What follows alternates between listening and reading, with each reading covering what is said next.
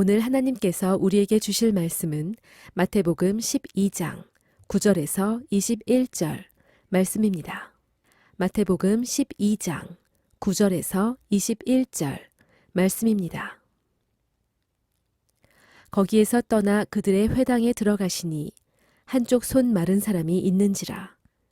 사람들이 예수를 고발하려 하여 물어 이르되 안식일에 병 고치는 것이 옳으니이까.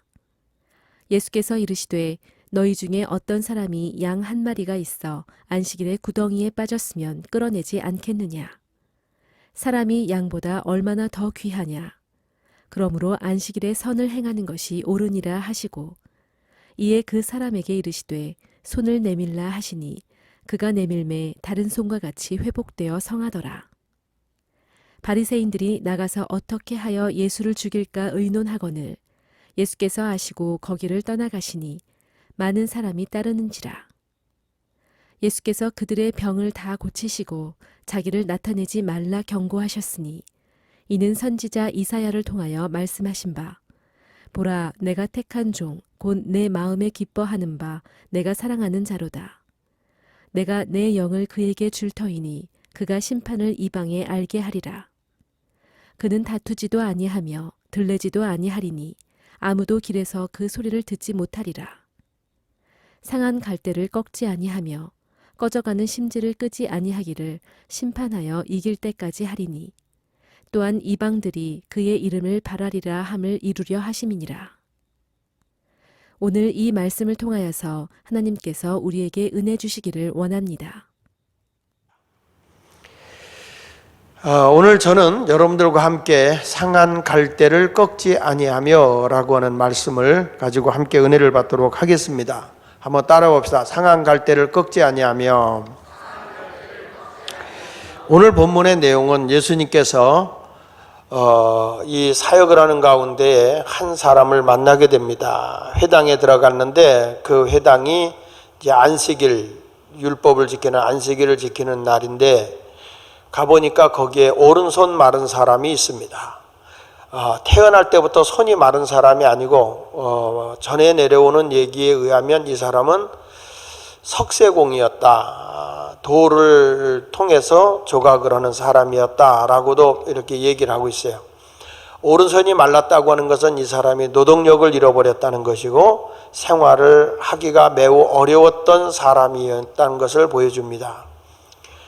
그런데 예수님은 그 사람을 너무 불쌍히 여기셔요. 그런데 예수님은 그날이 안식일에 이 뮤슈나라는 법에 의하면 안식일에 병을 고쳐서는 안 되는 겁니다. 그게 바리새인과 서기관들이 주장하고 있는 유대인의 율법입니다. 그러나 우리 예수님은 어떤 말씀을 하냐면 우리 주님은 안식일의 주인이고 자비를 베푸는 분이에요. 거기에서 이의를 제기하고 있는 사람들에게 이렇게 말하죠. 안식일에 병을 고치는 게 옳은 거냐? 이렇게 예수님에게 항의를 한다고요. 그때 예수님이 뭐라고 말하는 거니? 율법에도 의하면 웅덩이에 빠져 있는 양을 보면 주인이 건져내는 건 죄가 아니다. 하물며 양보다 더 귀한 사람을 살려내는 것이 얼마나 소중한 일이냐.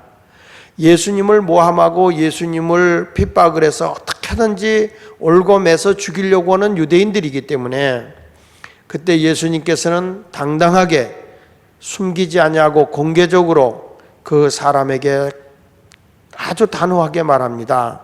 뭐라고 말하는 거니? 그에게 손을 내밀라. 모든 사람이 보는 앞에서 큰 소리로 내 손을 내밀어라. 그랬을 때 그의 병이 손이 회복되고 병이 난 겁니다. 이 모습을 보고 율법을 지키지 않는다고 당시에 바리새인이나 서기관들이 예수를 죽이려고 모함을 하게 되죠. 예수님은 이때에 수많은 병든 자들이 예수님에게 있는 것을 보고 안식일임에도 불구하고 그들의 연약한 자를 다 치유하시고 고쳐주시면서 이사야 선지자가 예언했던 말씀을 그대로 전해주는 것이 오늘 마태복음 12장 20절의 말씀인 거예요. 우리 한번 같이 읽어보겠습니다. 시작. 상한 갈대를 꺾지 아니하며 꺼져가는 심지를 끄지 아니하시기를 심판하여 이길 때까지 하리니. 사람은 누구나 볼 때 연약한 존재예요. 갈대와 같은 존재인데 그것도 상한 갈대. 그리고 심지도 불이 활활 타는 게 아니라 이미 다 기름이 말라서 꺼져가는 그러한 연약한 인간의 모습을 예수님이 비유한 거예요. 예수님에게 찾아온 사람들이 저렇게 연약하고 나약한 존재들이라는 거죠.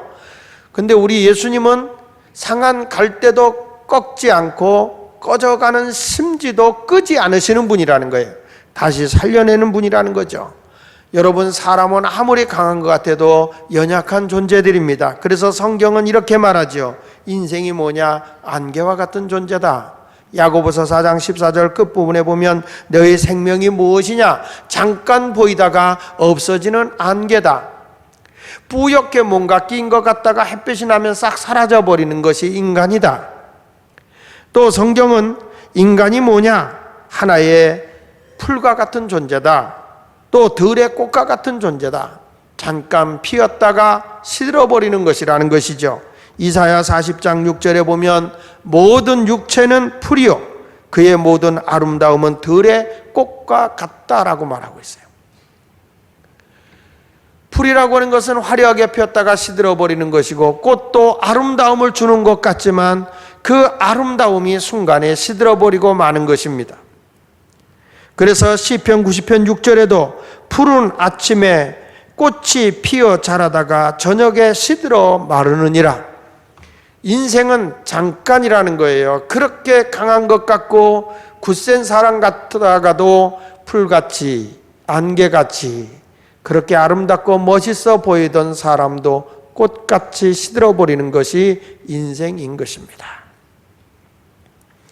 갈대 같은 존재, 이 말은 우리 예수님이 말씀하는 거예요. 인간은 무력한 존재다, 연약한 존재다라고 말씀하고 있는 거예요. 그렇지만 우리 주님은 이렇게 연약한 존재를 버리시는 분이 아니에요. 세상의 사람들은 나보다 힘이 없고 나보다 약하면 더 짓밟아 버릴지 모르지만 우리 주님은 그런 분이 아니시라는 거예요.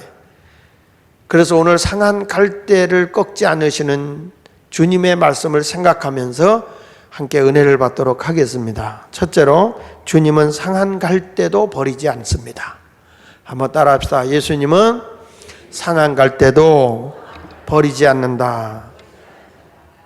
그냥 밟아버리기 쉬운 갈대지만 버리지 않는다. 그래서 마태복음 12장 20절 상반절에 상한 갈대를 꺾지 않는다. 세상을 살아가기에 나는 얼마나 많이 연약함을 느낍니까? 부족함을 느낍니까? 살다 보면 병든 사람도 있고, 아까 한 것처럼 아내를 잃어버린 사람도 있고, 갑자기 사랑하는 남편을 잃어버리는 분도 있고, 너무너무 사랑했던 자식을 갑자기 잃어버리는 분도 있습니다. 그래서 그 슬픔을 이기지 못하고 고독과 우울증에 허덕이는 분도 상당히 우리 주변에는 많이 있습니다. 행복을 꿈꾸고 결혼했지만 본의 아니게 이혼을 당했거나 이혼을 할 수밖에 없는 상황에 있는 아픔을 겪는 사람, 어쩔 수 없이 별거 할 수밖에 없는 상황에 놓여 있는 그런 상태에 있는 분들이 있습니다.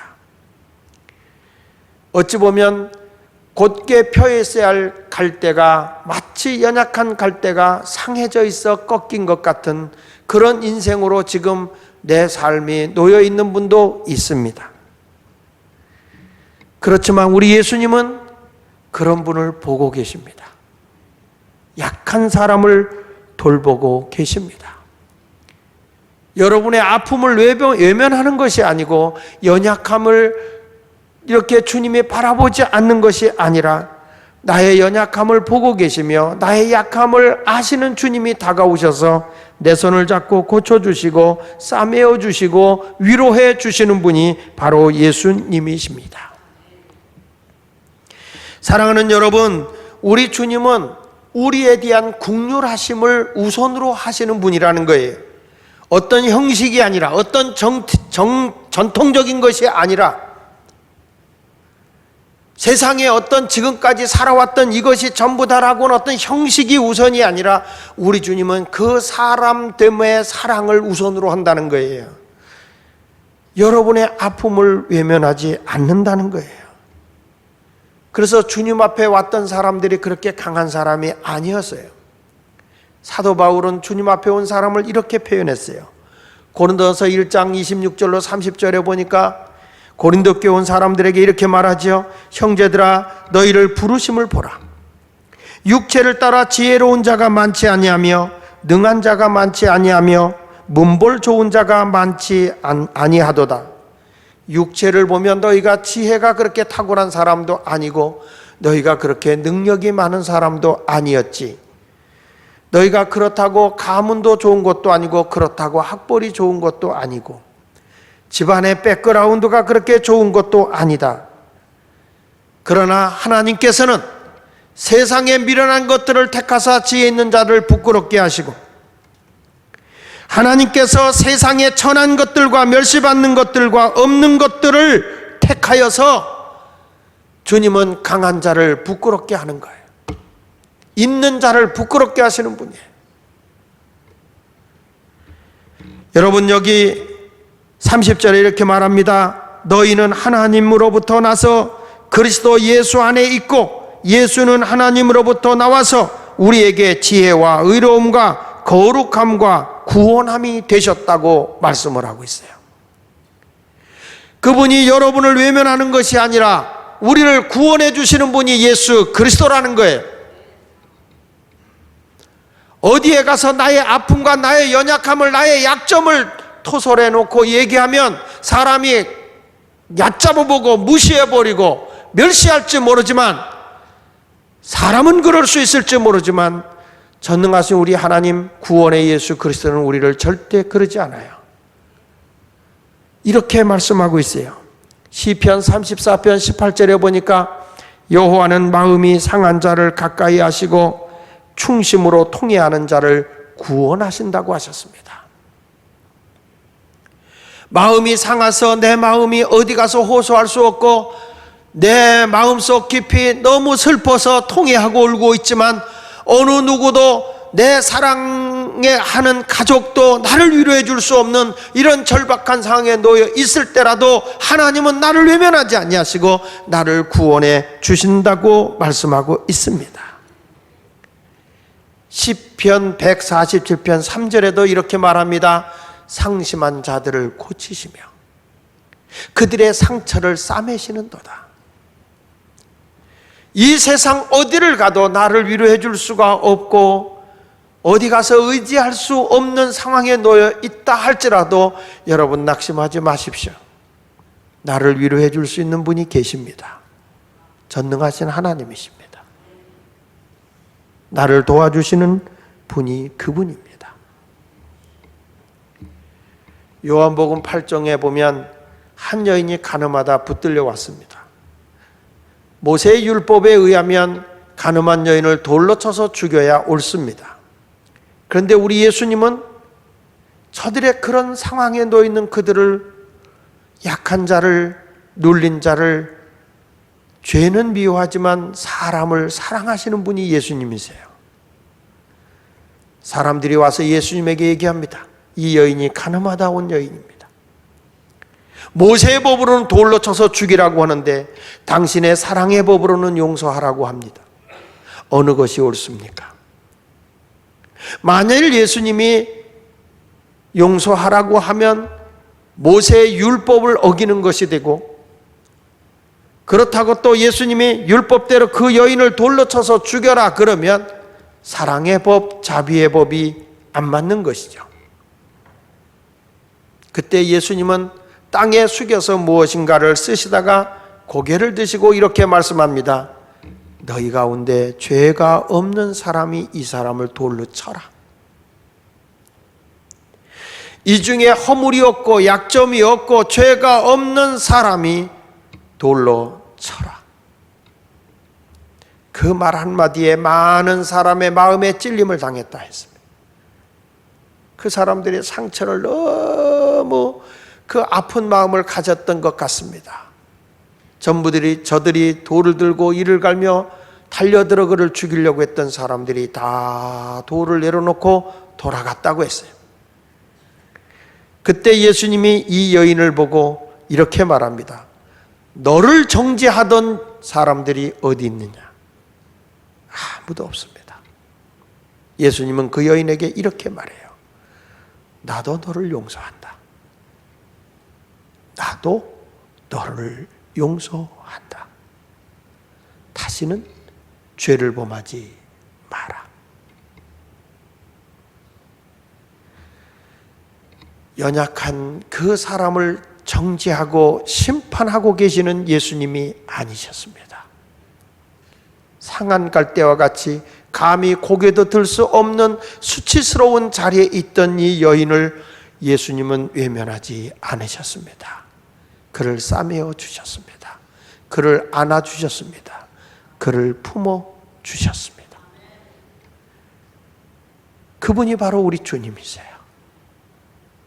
여러분 어디 가서 내가 모든 아픔을 얘기할 수 없을 때 여러분의 모든 것을 붙잡아 주시고 이끌어 주시고 인도해 줄 수 있는 그분은 오직 우리 주님밖에 없어요. 잘나서 주님이 귀하게 쓰는 거 아닙니다. 베드로 같은 사람은 예수님을 3번이나 모른다고 부인했던 사람이에요. 그렇지만 그는 자기의 연약함 앞에 울었어요. 내가 왜 그렇지? 내가 예수님 앞에 나는 절대로 예수를 부인하지 않겠다고 했던 내가 왜 이렇게 소녀 앞에서 나는 예수를 모른다고 했을까? 마음에 찔림을 당하고 닭울음 소리와 함께 통곡하고 울었다 그랬어요. 그러나 우리 예수님은 그런 상한 갈대를 꺾어버리지 않았어요. 베드로 너 이놈, 괘씸한 놈, 그러지 않으셨어요. 예수님은 오히려 이런 말을 했어요. 내가 돌이킨 후에 너같이 연약한 자를 세워줘라. 그게 예수님의 가르침이셨고 말씀이셨습니다. 상한 갈대도 꺾지 아니하시는 우리 예수님의 이 가르침을 우리는 알고 사랑하는 주님의 몸된 교회에 왔을 때 교회에 와서 당연히 여러분은 치유를 받아야 되는 것이고 그곳에 와서 위로를 받아야 되는 것이고 교회에서 여러분의 다시 한번 소망과 꿈을 가져야 정상인 것입니다. 이 자리에 참여하신 사랑하는 여러분, 난 창피해, 나는 부끄러워, 난 이런 얘기를 누구한테도 할 수 없어 라고 한다면 참 여러분은 불행한 사람입니다. 아무도 내 마음을 알아주는 사람이 없어 라고 대답하고 있다면 참 그 사람만큼 불행한 사람이 없을 거예요. 그러나 하나님은 안 그래요. 여러분의 울부짖는 소리, 여러분의 눈물, 여러분의 가슴 아픈 가슴이 찢어지는 것 다 보고 계세요. 그리고 위로해 주길 원하세요. 세워주기를 원하고 계세요. 그 주님을 만나는 여러분이 되시기를 예수 이름으로 축원합니다. 그래서 이번에 이혼했거나 별거했거나 사별했거나 그래서 내가 눌려 살고 힘들게 사는 사람, 그런 분들 얼마든지 주님을 만날 수 있어요. 슬픔이 아닌 거예요. 그 안에서 얼마든지 치유를 받을 수 있어요. 자기 자신을 감추려고 하지 마세요. 주님 앞에 다 내놓으세요. 그것이 여러분이 사는 길이고 그것이 여러분이 하나님의 은혜를 입는 놀라운 비밀이기 때문입니다. 두 번째, 주님이 우리에게 이렇게 말씀하지요. 꺼져가는 심지를 끄지 않는다고요. 한번 따라해 봅시다. 꺼져가는 심지를 끄지 아니하십니다. 마태복음 12장 20절 하반절에 이렇게 말하죠. 꺼져가는 심지를 끄지 아니하기를 심판하여 이길 때까지 하리니. 여러분, 꺼져가는 심지, 저는 시골에 살아서 등잔불을 켜봐서 압니다. 창호지 같은 걸로 심지를 만듭니다. 창호지 같은 걸로 심지를 만들어서 끝을 이렇게 해가지고 그 등잔 구멍에다가 끼워 올리고요. 그러면 거기다가 성냥으로 등잔불을 켜면 이 등잔에 석유를 계속 빨아 올려가면서 등잔불이 계속 밝히죠. 그런데 불이 꺼질 때가 되잖아요. 꺼질 때가 되면 끓림이 많이 납니다. 그리고 불이 점점 줄어듭니다. 그러면 옛날에 그 병이 있어요. 그걸 독구리병이라고 그랬는데 그 병에 기름을 담아놓은 걸 따라서 넣으면 불이 착 다시 살아 올라오고 등잔불이 이렇게 밝히는 거지요. 참 여러분 가운데 젊은 사람들은 우리 목사님 무슨 전설 따라 삼천리 같은 얘기를 하는가 하는 얘기를 하지만 그게 제가 어렸을 때 살아왔던 그게 우리나라의 모습이었어요. 이렇게 등잔불 바람 불면 꺼져요. 바람만 조금 훅 하고 불면 꺼지는 거예요. 이렇게 꺼져가는 심지 같은 존재, 약한 존재, 내 생명이 다가요. 건강이 꺼져가고 가정이 꺼져가고 사업이 꺼져가고 모든 나의 소망이 꺼져가고 있는 그런 낙심한 자리에 있을 때라도 강하신 주님은 나를 찾아와서 아니야, 나는 너를 꺼버리지 않을 거야. 나는 너를 불어버리지 않을 거다. 내가 너를 세워줄 거야. 이렇게 말씀하고 있는 것이 오늘의 말씀인 거예요. 성경 말씀 이사야 41장 10절에 이렇게 말하죠. 같이 읽어보십시오. 믿음으로 읽어보십시오. 두려워하지 말라. 내가 너와 함께함이니라. 놀라지 말라. 나는 내 하나님이 됨이라. 내가 너를 굳세게 하리라. 참으로 너를 도와주리라. 참으로 나의 의로운 오른손으로 너를 붙들리라. 할렐루야. 오늘 이 말씀을 다시 한번 생각해 보십시다. 하나님의 위로의 말씀으로 들으십시오. 연약하여 나는 꺼져갈 수밖에 없는 그런 절박한 상황에 놓여 있을 때라도 주님은 말씀하는 거예요. 두려워하지 마라. 인간의 생사복을 주관하시는 하나님이 너와 함께하고 있잖아. 놀라지 마라. 내가 이런 사건이 일어나고 어떤 큰일이 일어났을 때 너무 놀라지 마라. 나는 내 하나님이 된다. 내가 너를 굳세게 할 거야. 참으로 너를 도와줄 거야. 참으로 나의 의로운 손으로 너를 붙들어 줄 거다. 얼마나 귀한 말인지 모릅니다. 여러분, 바울과 실라가 어떻게 찬송을 할 수 있었어요? 그가 빌립보 감옥에 갇혀서 죽음이 자기를 기다리고 있어요. 죽음의 칼이 자기를 향해서 점점 쬐어 돌아오고 있었어요. 그런 상황에 놓여 있습니다. 아무도 자기를 건져줄 자 없어요. 이제는 꺼져가는 심지에 불과한 사람이었어요. 그런데 거기서 누구만 바라봤습니까? 하나님만을 바라봤어요. 오늘 말씀하는 위로의 말씀을 들은 거예요. 두려워하지 마라. 내가 너와 함께한다. 놀라지 말라. 내가 내 하나님이 된다. 내가 너를 굳세게 하리라. 참으로 내가 너를 도와주리라. 나의 의로운 오른손으로 너를 붙들어 줄 거다. 인간의 생사가 하나님의 손에 있어요.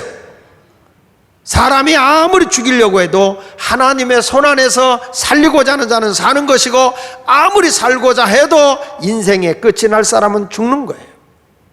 절대 우리의 생명이 의사의 손에만 있는 거 아닙니다. 오히려 바울과 실라는 그 죽음 앞에서 찬송을 했어요. 하나님 앞에 기도를 올렸어요. 왜냐? 나의 모든 것의 주인이 하나님이심을 믿기 때문입니다. 그런데 어떤 일이 벌어나죠? 모세는 살아야만 했습니다. 그에게는 사명이 있어요.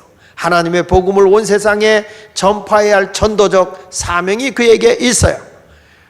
우리 하나님은 그곳에 초자연적인 능력을 행하셨어요. 묶여있던 쇠사슬이 척척척 풀렸어요. 감옥에 그 쇠창살이 다 지진 같은 게 나면서 다 열려버렸어요. 간수장이가 다 도망간 줄 알았지만은, 그래서 내가 이제 이런 세상 살 수가 없다, 책임이 올 게 뻔하니까 자살하려고 할 때 바울이 소리 지르는 거예요. 죽지 마세요. 우리가 다 여기 있습니다. 그는 그 앞에 무릎을 꿇었어요. 모든 사람이 도망가는 게 정상인데 당신들이 어떻게 여기에 있다는 것이야. 내가 어떻게 해야 당신처럼 이런 죽음의 자리에서 찬송할 수 있고, 내가 어떻게 이 죽음의 자리에서 도망가지 않고 두려워하지 않고 살 수가 있어? 어떻게 해야 내가 구원을 받을 수 있습니까? 라고 물어본 거예요. 사도행전 16장 31절에 주 예수를 믿으라. 그리하면 너와 네 집이 구원을 얻으리라. 우리는 내 생명이 다 돼서 끊어질 것 같고 모든 것이 아닌 것 같이 다 끝났다라고 생각할 때, 그때 하나님은 심지를 돋우시는 거예요. 꺼져가는 심지도 끄지 않는 하나님이세요. 모세는 소망이 꺼져가고 있었어요. 자기는 젊었을 때, 어렸을 때부터 하나님 앞에 그의 어머니를 통해 가르침 받은 대로 나는 민족을 구원해내야 돼. 나는 내 민족을 애굽에서부터 해방시키고 나와야 돼. 그러나 자기 힘으로, 자기 노력으로 되지 않았지요. 오히려 자기가 코너에 몰리게 될 때 미디안 광야로 도망을 왔어요. 그는 양을 치는 목동의 생활을 40년 했습니다. 나는 이제는 이스라엘 백성을 이끌고 나갈 수 없는 사람이구나. 권력도 없고 힘도 없고 아무것도 없는 사람이구나. 그래요. 모세 자신은 아무것도 할 수 있는 게 없어요. 모세는 이제는 그의 꿈도 소망도 다 꺼져가고 있었어요. 민족을 구원해야 되겠다는 소망이 꺼져가고 있었어요. 그때 어느 날 모세가 80대던 그때에 호렙산 가시떨기 나무에 불이 확 붙었어요. 근데 희한해요. 불은 붙는데 나무가 타지 않아요. 모세는 자기도 모르게 발걸음을 글로 옮깁니다. 그곳에서 하나님의 음성을 들어요. 모세야, 내가 선 땅은 거룩한 땅이다. 내 신을 벗어라. 누구십니까? 나는 아브라함의 하나님, 이삭의 하나님, 야곱의 하나님이다. 이스라엘의 하나님이다. 꺼져가고 있는 모세의 심령에 다시 한번 민족을 구원하고자 하는 소망의 불길을 돋아주신 분이 하나님이신 거예요. 모세에게 하나님이 사명을 주지요. 너 이스라엘 백성에게 나아가라. 바로 앞에 서라. 그리고 내 백성을 이끌고 나와라. 저들은 하나님을 섬길 자니라. 모세는 못한다고 펄펄 뛰었어요. 난 안 됩니다. 난 능력이 없습니다. 말재주도 없습니다. 나는 아무것도 할 수 있는 게 없습니다. 할 수 없어요, 주님. 아니야, 내가 너와 함께 할 거야. 내가 너와 함께 할 거야. 아니, 저들이 하나님이 보냈다 그러면 하나님이 어떤 분이냐면 내가 하나님에 대해서 내가 뭐라고 말할 수가 없어요. 나는 스스로 있는 자야. 내가 가면 내가 하나님의 계심을 보여줄 거야. 하나님 됨을 나타내 줄 거니까 그냥 가기만 해. 하나님이 보내서 왔다 그러면 저들이 나에게 하나님이 보내지 않았다 할걸요. 내 말을 믿지 않을 거예요. 라고 하면서 아무리 하나님이 이야기를 해도 말씀을 주고 소명을 줘도 모세가 못합니다. 안 합니다. 자꾸 뒤로 물러나요. 지팡이가 뱀이 되게 하고 문둥이 손이 정상적인 손이 되게 하고 이러한 놀라운 표적을 보여줘도 모세는 자꾸 자기 이미 꺼져가는 심지가 되어 있었기 때문에 소망이 없어요. 나라를 구원하게 해야 되겠다는 열정도 다 사라져버린 거예요. 그러나 하나님은 그를 버리지 않았어요. 아니야, 내가 네 형이라도 붙여서 보낼게. 그래서 말 잘하는 아론을 보내서 아론을 붙여서 같이 그곳에 갔지만, 여러분 성경을 읽어보면 아시지만 아론이 바로 앞에 가서 말한 거 하나도 없어요. 다 모세가 말했다니까.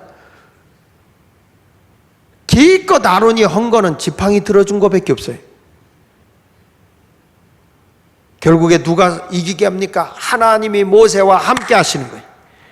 10가지 재앙을 바로왕 앞에 행하게 하고 바로왕을 굴복시키고 이스라엘 민족을 해방시켜서 가나안 땅으로 가게 하신 것이 하나님이세요. 여러분 인생의 발자취가 그런 거예요. 내 힘으로 내 능력으로 다 끝났다고 할 때 절대자 되신 하나님을 바라보시란 말이에요. 하나님 앞에 부르짖어 기도하란 말이에요.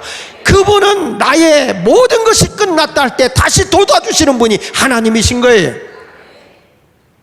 아니지, 이게 아니지, 그게 아니라 주님은 다시 나를, 주님의 품 안에 서 있는 자를 돋아주시는 거예요. 소망을 주는 거예요. 희망을 주는 거예요. 보십시오. 히스기야 왕은 목숨이 다 됐어요. 그는 이미 생명이 끊어가죠. 꺼져가는 심지예요. 하나님께서 이사야 선지자를 보내십니다. 이사야야, 히스기야 왕은 더 이상 살지 못하고 죽는다. 그러니 이제는 히스기야 왕한테 가서 그의 후임자를 선정하고 죽으라고 해라. 이사야 선지자가 침상에 누워있는 히스기야 왕을 찾아가잖아요. 당신의 생명은 이제 끝이요, 침상에서 내려오지 못한다고 하나님이 말씀하셨소. 이제 후임자를 정하시고 죽음을 준비하시오. 이제 자기의 생명이 꺼져가고 있는 걸 히스기야 왕은 알았어요. 그때 어떻게 했죠? 침상에서 엉금엉금 내려왔어요. 벽을 향해서 히스기야 왕이 통곡을 하고 울부짖었어요. 하나님, 내가 하나님 앞에 잘못한 거 많아요. 나 지금 이렇게 죽기는 너무 허무해요. 내가 한 가지 하나님 앞에 잘한 것만 있다면 그거 하나만 보고라도 나를 살려주십시오. 나를 구원해 주십시오. 하나님 앞에 울부짖는 기도였어요. 하나님은 그의 생명을 15년을 연장시켰습니다. 이것이 곧 무엇을 얘기해 주는 거냐? 우리 주님은 꺼져가는 심지도 끄지 않는 분이라는 거예요. 여러분의 끝은 끝이 아닌 거예요. 하나님을 찾을 때라는 거예요. 나의 절망은 절망이 아닌 거예요. 그때 하나님이 나의 소망이 되고 희망이 되고 꿈이 되어야 하는 거예요. 하나님은 상한 갈대도 끄지 아니하고 꺼져가는 심지도 끄지 않는 분이 우리 주님이시라고요. 보십시오. 외아들 하나만 의지하고 소망을 가지고 살아갔던 한 과부가 아들의 청년이 되었을 때 죽었어요. 상여 메고 나갈 때 그 울음소리를 한번 얼마나 슬프게 들렸겠어요. 예수님은 상여를 먹게 하셨어요. 그 여인의 통곡과 절망, 슬픔 다 들으시고 상여를 내려놓게 한 다음에 상여 속에 죽은 청년을 향해서 청년아, 일어나라. 죽었던 청년이 다시 살아 일어난 것입니다. 여러분, 이 가정은 희망을 찾았습니다. 꿈을 찾았습니다. 기쁨을 회복했습니다. 이런 분이 우리 예수님이라는 거예요. 믿으시면 아멘 하십시오. 유명한 작곡가로 알려져 있는 페니 제인 크로스비라고 하는 찬송가를 작곡한 분이 계신데, 이분이 태어난 지 6주 만에 소경이 된 사람입니다. 사진 보이나요? 네. 태어난 지 6주 만에 소경이 된 여인인데, 이 여인은 연약하죠. 이제는 뭐 누가 이 사람을 거들떠 보겠어요? 그런데 하나님은 이 사람에게 눈은 보지 못하지만 하나님께서 그에게 놀라운 음악의 재능을 주셔서 음악에 눈이 뜨게 하셨어요. 그분은 이런 고백을 했어요. 주께서 내 시야를 어둡게 하시고 오직 주님만 볼 수 있도록 눈을 열어주셨다. 세상을 보지 못하게 한 눈은, 세상을 보는 눈은 닫았을지 모르지만 나는 오직 전능하신 주님만 볼 수 있는 눈을 내게 주셨다. 그는 소망을 가지고 찬송을 작사 작곡했는데 6천여 곡이나 작곡을 했는데, 어떤 사람은 9천 곡이라고도 얘기를 하는데, 찬송, 우리가 많이 부르는 찬송가를 내가 몇 가지만 여러분에게 얘기하자면 인내하신 구세주요, 그렇죠? 그 다음에 돌아와 돌아와 돌아와 돌아와, 이 찬송가도 마찬가지고, 주의 음성을 내가 들으니 사랑하는 말일세, 이것도 이분이 지은 것이고, 또 슬픈 마음 있는 사람, 예수 이름 믿으면, 이런 모든 놀라운 찬송가들을 수도 없이 많이 작사 작곡한 분이 바로 이 크로스비 여사입니다. 우리가 어찌 보면 이 사람의 인생은 그냥 태어나면서 소경이 된 사람이니까 인생이 그냥 기울어버리고 폐인되다시피 해서 끝나버릴 것 같았는데 아니라는 거예요. 하나님이 그 연약한 심지를 도두어서라도 한 시대의 귀한 분으로 하나님이 쓰시는 것입니다. 꺼져가는 심지 같은 모습으로 태어난 존재지만 하나님은 그의 심령의 불을 밝혀서 수많은 사람들에게 희망을 주고 꿈을 주고 회개하고 하나님을 바라볼 수 있게 하고 기도를 통해 응답받게 하는 곡저 있는 기도인 찬송을 만들어낸 사람이 이분이라는 거예요. 연약한 존재이지만 강한 주님의 손이 나를 붙들어 준다면 여러분은 얼마든지 강한 사람이 되는 것이고 다시 일어날 수 있습니다. 일어설 수 있습니다. 지금의 인생의 끝이 아닙니다. 하나님의 내 손을 붙잡아주면 다시 굳게 세워 일어날 수 있는 것입니다. 이사야 57장 15절의 말씀을 보겠습니다. 시작. 지극히 존귀하며 이같이 말씀하시되 내가 높고 거룩한 곳에 있으며 또한 통회하고 마음이 겸손한 자와 함께 있나니 이는 겸손한 자의 영을 소생시키시며 통회하는 자의 마음을 소생시킨다. 내가 회개하면 하나님은 나를 소생시킨다. 내 영을 소생시킨다. 영이 하나님을 향해 나가게 한다. 통회하는 자의 마음을 소생시켜서 하나님은 다시 용기를 갖게 하시고 힘을 얻게 하시고 다시 일어서 살아갈 수 있는 용기를 우리에게 주신다고 말씀하고 있습니다. 그러므로 사랑하는 여러분, 예수님도 이 땅에 사역을 해 나가실 때 그냥 된 것이 아니라 하나님의 영, 성령을 부어주셔서 그 사역을 감당해 나갈 수 있었던 것처럼 내가 비록 상한 갈대와 같고 내가 비록 꺼져가는 심지와 같은 연약한 존재일지 모르지만 하나님을 바라보고 하나님을 앙망하고 하나님 앞에 기도할 때 성령을 여러분에게 부어주셔서 다시 한번 새 힘을 갖고 살아가도록 도와주시는 것입니다. 오늘 본문 마태복음 12장 18절로 19절에 이렇게 말하잖아요. 보라, 택한 나의 종, 내가 택한 종, 곧 내 마음에 기뻐하는 바 내가 사랑하는 자로다. 내가 내 영을 그에게 줄 터이니 그가 심판을 이방인에게 알게 하리라. 그는 다투지도 아니하며 들레지도 아니하리니 아무도 길에서 그 소리를 듣지 못하리라. 여기 보면 내 사랑하는 자로다. 내가 내 영을 그에게 줄 것이라고 했습니다. 오늘도 우리는 주님의 뜻을 알아야 합니다. 주님의 뜻은 여러분이 나약한 모습으로 살기를 원하고 있지 않아요. 여러분들의 슬픔에 갇혀 살기를 원치 않아요. 외로움과 고독 속에 살아가기를 원하지 않아요. 시편 40편 7절 이하에 보면 그때 내가 말하기를 내가 왔나이다. 나를 가리켜 기록한 것이 두루마리 책에 있나이다. 나의 하나님이여, 내가 주의 뜻 행하기를 즐기오니 주의 법이 나의 심중에 있나이다. 하나님은 주님의 뜻 행하기를 즐거워하는데 내가 무엇을 따라 살아가느냐? 하나님의 말씀을 의지하고 살아갈 때에 여러분들은 강한 자로 살아갈 수가 있는 것입니다. 다시 말합니다. 파스칼이 인간을 말할 때 생각하는 갈대라고 했습니다. 섹스피어는 여자, 그대 이름은 갈대라고 했습니다. 현대인들은 뭐라고 하는지 아십니까? 남자, 그대 이름은 갈대니라. 이제는 남자가 나약해져 있다는 것입니다. 세상의 모든 사람들이 다 그래요. 가정이든지 직장에서든지 고개 숙인 남자들이 너무너무 많아요. 여자들이 약하다 그래서 너무 여자들 편만 너무 많이 들어줘 있어요. 이런 시대 속에서 남자들도 상처가 많아. 여자만 상처 있는 게 아니고 남자도 상처가 많아요. 제가 신방 가서 이렇게 들어보면 남자들이 한서린 얘기들을 많이 하더라고요. 어느 때 보면 너무 불쌍해 죽겠어요. 제가 장로님들하고 가보니까 뭘 시키면 일단 여자부터 쳐다본 다음에 답을 하더구만. 연약한 존재. 그러나 하나님은 여러분을 외면하지 않아요. 내가 약한 존재이더라도 하나님은 나를 굳게 세워주시는 하나님인 걸 믿으시기 바랍니다. 주님이 상처받은 사마리아 여인이 물 길러 왔을 때 예수님께서 물을 달라. 당신은 유대인으로서 어떻게 사마리아 사람 이방인들 개취급하는 우리들에게 물을 달라 하십니까?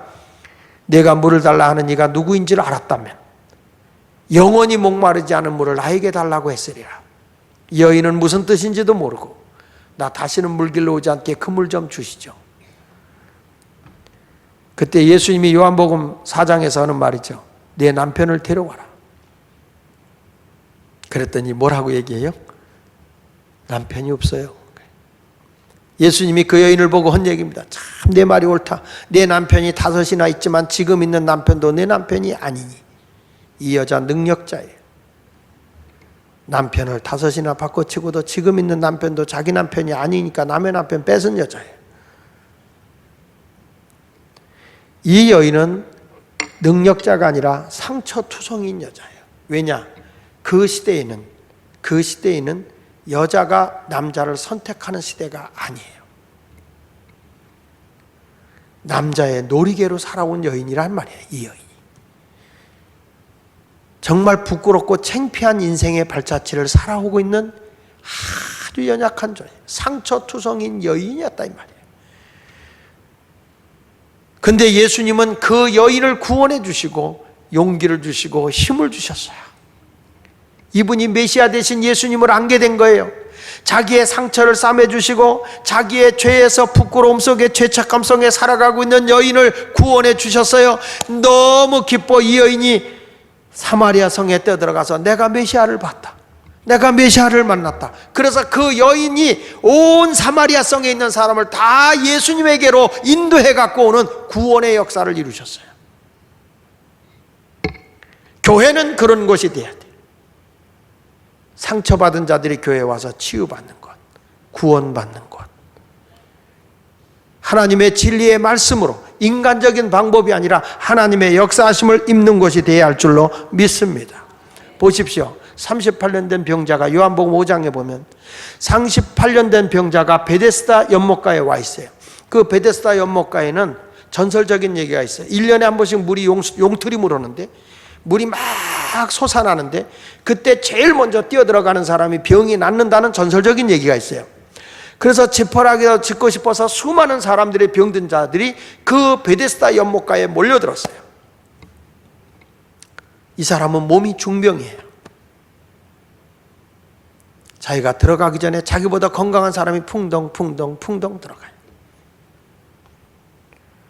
얼마나 많은 상처를 입었겠어요. 어느 날 예수님이 그분을 찾아갔어요. 베데스다 연못가에 찾아갔어요. 찾아가서 그 38년 된 병자에게 물으셨습니다. 내가 낫기를 원하느냐? 이분의 상처가 탁 튀어나와요. 내가 저 연못에 들어가기 전에 저 사람들이 먼저 들어갑니다.